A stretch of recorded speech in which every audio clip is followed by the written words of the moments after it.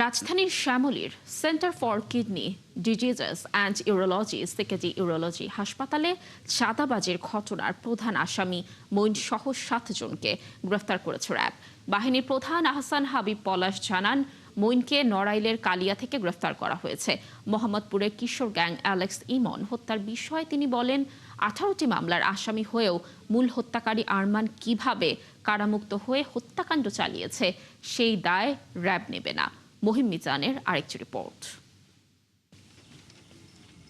রাজধানী শ্যামলীতে centre for kidney diseases and urology CKD হাসপাতালে দীর্ঘদিনের ত্রাস সাবেক যুবদল নেতা মঈনুদ্দিন মঈন অবশেষে র্যাবের জালে।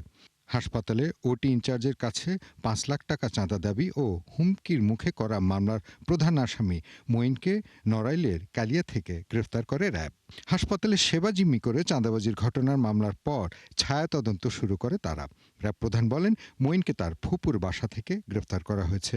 এ সময় তার 6 সহযোগীকেও বিভিন্ন জায়গা থেকে গ্রেফতার করা হয়েছে বলে জানায় র্যাব প্রধান। গ্রেপ্তারকৃতরা হলেন মঈনুদ্দিন মঈন, মোহাম্মদ লিটন মিয়া, মোহাম্মদ সুমন, মোহাম্মদ শাওন, স্বপন কাজী, মোহাম্মদ ফালান, রুবেল। জানা যায়, মঈন এবং তার সহযোগীরা দীর্ঘদিন ধরে 5 লক্ষ টাকা দাবি করে আসছিল। দাবিকৃত চাঁদা দিতে অপারগতা প্রকাশ করলে ভিকটিমকে বিভিন্ন ধরনের ভয়ভীতি এবং হুমকি প্রদান করে আসছে।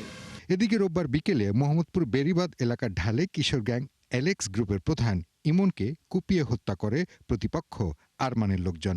এ বিষয়ে র্যাব প্রধান বলেন, মূল হত্যাকারী আরমানের নামে রয়েছে আরও 18টি মামলা। এতগুলো মামলা থাকার পর সে কিভাবে প্রকাশ্যে ঘুরে বেড়ায় এবং হত্যাকাণ্ড ঘটায় তা নিয়ে সোজা সাপটা কথা বলেন আহসান হাবিব পলাশ।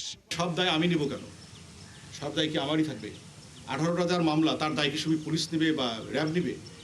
এটা কি এই প্রশ্ন তো জবাব আপনি আমার কাছে খুঁজতে হবে না।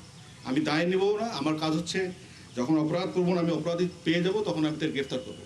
যার বিরুদ্ধে 18টা মামলা, সে কিভাবে বাইরে থাকলো, সেই প্রশ্ন আপনি তাদেরকে করেন, তাহলে মনে হয় প্রশ্নের জবাব সঠিক জবাব পাবেন।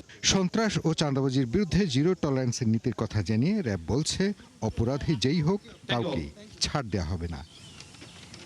মহিম মিজান, 71, ঢাকা।